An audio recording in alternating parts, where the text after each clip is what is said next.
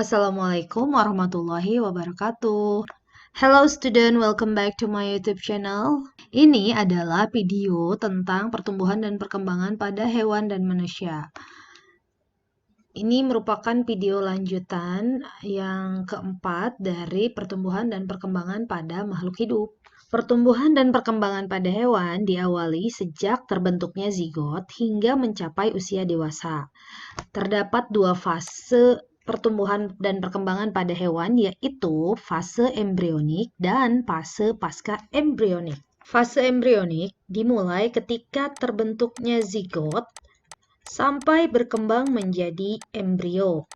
Sementara fase pasca embrionik terjadi dari embrio lahir sampai berkembang menjadi usia dewasa. Fase embrionik memiliki beberapa tahapan. Ada tahap morula atau tahap pembelahan, tahap blastula, dan tahap gastrula. Kemudian juga terdapat tahap diferensiasi dan spesialisasi, juga tahap organogenesis. Zigot merupakan hasil fertilisasi sel telur oleh sel sperma. Nah, di tahapan pertama, yaitu pada tahap morula, terjadi pembelahan zigot secara mitosis dari satu sel menjadi dua sel selama 24 jam, kemudian dari dua sel menjadi 4 sel selama 36 jam, lalu dari 4 sel menjadi 8 sel selama 48 jam, lalu selama 60 jam terbentuklah sekumpulan sel-sel yang membentuk seperti anggur dan disebut dengan morula. Nah, morula ini akan bergerak menuju ke uterus atau rahim dan di hari keempat akan membentuk blastula. Nah, blastula ini merupakan pelekukan atau penggulungan dari sel-sel morula sampai terbentuk sebuah rongga yang disebut dengan blastosol. Proses terbentuknya blastosol ini disebut blastulasi. Pada tahap blastula, setelah sampai ke uterus, maka blastula akan menempel pada dinding endometrium dengan cara mengeluarkan enzim pencernaan untuk mencerna endometrium supaya blastula ini bisa tertanam di dalam dinding endometrium. Nah, proses pencernaan endometrium ini terjadi selama kurang lebih 4-5 hari. Kemudian blastula akan tertanam pada dinding rahim. Nah, proses ini disebut dengan implantasi yang terjadi setelah sekitar 1 minggu terjadinya fertilisasi. Blastula ini memiliki dua kutub. Jadi ada kutub yang disebut dengan kutub vegetal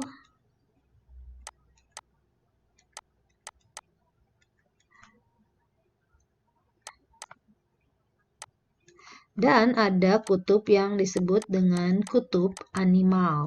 Perbedaannya adalah kutub vegetal merupakan kutub yang berisi cadangan makanan, sementara kutub animal itu merupakan kutub yang berisi inti sel sehingga pada kutub ini nantinya menjadi tempat terjadinya pembelahan.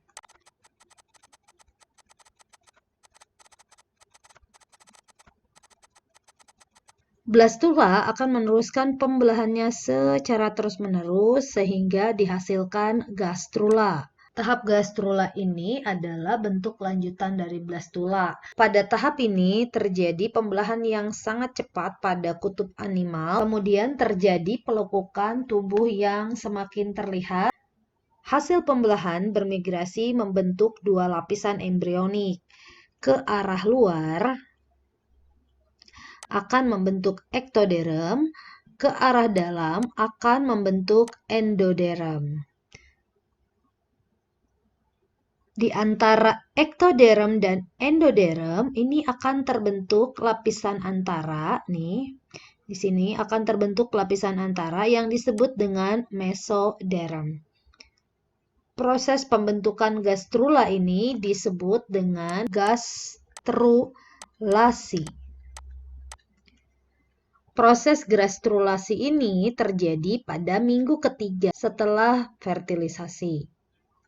Jadi, pada tahap gastrula ini, jaringan mengalami diferensiasi dan spesialisasi menjadi 3 lapisan, yaitu ektoderm, mesoderm, dan endoderm.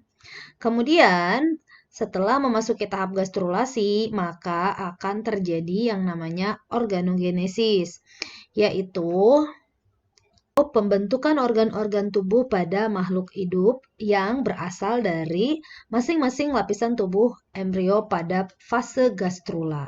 Lapisan ektoderm akan berdiferensiasi menjadi kulit, sistem syaraf, hidung, dan alat indera lainnya, termasuk rambut dan juga jantung. Sementara lapisan kedua, yaitu lapisan mesoderm, akan berdiferensiasi menjadi sistem reproduksi, sistem ekskresi, pembuluh darah, getah bening, tulang, dan otot. Kemudian, lapisan endoderm akan berdiferensiasi menjadi sistem pencernaan, sistem pernafasan, hati, pankreas, kelenjar gondok, dan anak gondok. Setelah pembentukan organ-organ tubuh, maka embrio akan membentuk janin atau fetus. Setelah terbentuk janin, seluruh organ tubuhnya sudah terbentuk secara sempurna. Nah, ini adalah fase embrionik. Sekarang kita masuk ke fase pasca embrionik. Fase pasca embrionik dimulai sejak embrio lahir. Pada fase ini, kecepatan pertumbuhan dan perkembangan setiap anggota tubuh tidak sama. Pertumbuhan ini juga tidak berlangsung secara terus-menerus, bisa berhenti setelah mencapai dewasa. Sementara itu, perkembangan dimulai ketika alat-alat kelamin sudah mampu mereproduksi sel-sel kelamin. Pada hewan, fase pasca embrionik terjadi dengan 2 cara, yaitu metamorfosis dan regenerasi. Metamorfosis adalah proses perubahan bentuk secara bertahap dari mulai larva hingga menjadi dewasa.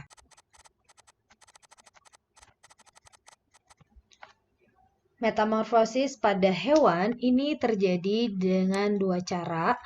Metamorfosis tak sempurna atau hemimetabola adalah perubahan bentuk yang tidak mengalami fase pupa atau kepompong.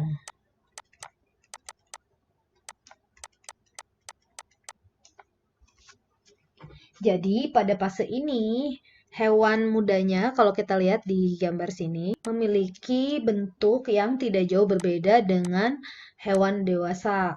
Cuman ukuran dan kematangan organ reproduksinya doang yang beda. Karena itu hewan muda ini kita sebut dengan fase nimfa. Jadi namanya bukan larva, jadi dari telur jadi nimfa. Setelah masuk ke fase nimfa, dia akan jadi hewan dewasa yang disebut dengan istilah imago. Jadi kalau kita singkat supaya gampang menghafalnya, maka urutannya adalah TNI, telur, nimfa, lalu imago. Metamorfosis yang kedua adalah metamorfosis sempurna, yaitu holometabola. Pada metamorfosis sempurna, bentuk hewan yang muda itu berbeda sama sekali dengan hewan pada saat dewasa. Nah, di sini ada istilah pupa. Jadi, urutannya dari telur menjadi larva, kemudian pupa, baru imago. Pupa ini istilah lainnya adalah kepompong. Pada metamorfosis sempurna, telur yang menetas tidak berubah menjadi nimfa, tetapi menjadi larva. Kemudian larva ini akan mengalami fase kepompong atau pupa, baru kemudian keluar dari pupa atau kepompong menjadi kupu-kupu dewasa.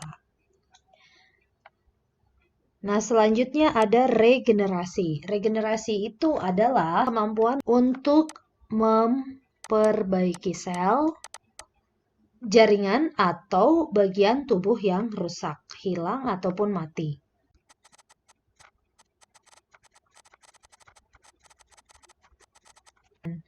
Regenerasi pada setiap hewan itu memiliki perbedaan. Ada yang daya regenerasinya tinggi, ada yang daya regenerasinya rendah.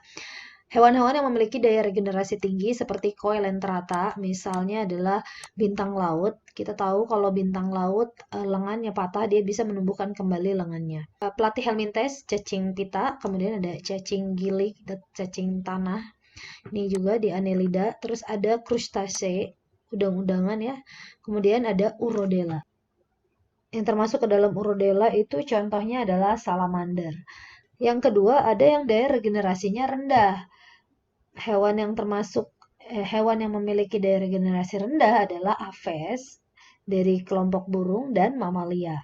Nah, biasanya untuk yang daya regenerasinya rendah itu terbatas pada penyembuhan luka atau bagian tubuh yang terlepas tidak dapat ditumbuhkan kembali. Tapi pada hewan-hewan yang berdaya regenerasi tinggi itu sampai pada tingkat organ. Sekarang kalau pada manusia, maka pertumbuhan dan perkembangan bisa dilihat dari setelah lahir, disebut dengan nama bayi dan memasuki masa yang disebut dengan neonatal. Nah, masa neonatal ini memiliki beberapa tahapan. Bayi di usia 1-12 bulan, kemudian batita 1-3 tahun, balita 3-5 tahun, anak-anak 6-12 tahun, remaja 13-17 tahun. Nah, ini pertumbuhan dan perkembangan pada masa ini disebut dengan istilah adolescence atau akil balik. Kemudian tahapan berikutnya adalah tahapan dewasa di usia 18-50 tahun dan manula di atas 50 tahun. Nah, itu dia ya. Jadi fase pasca embrionik itu adalah fase pertumbuhan dan perkembangan makhluk hidup setelah masa embrio, terutama penyempurnaan alat-alat reproduksi setelah dilahirkan. Jadi, pada fase ini pertumbuhan dan perkembangan yang terjadi biasanya hanya peningkatan ukuran bagian-bagian tubuh dari makhluk hidup. Nah, itulah dia itulah dia penjelasan akhir dari pertumbuhan dan perkembangan pada makhluk hidup. Semoga materinya mudah dimengerti. Bila masih belum paham, silahkan kirim pertanyaan di komen atau melalui e-learning. Semoga videonya bermanfaat. Assalamualaikum warahmatullahi wabarakatuh.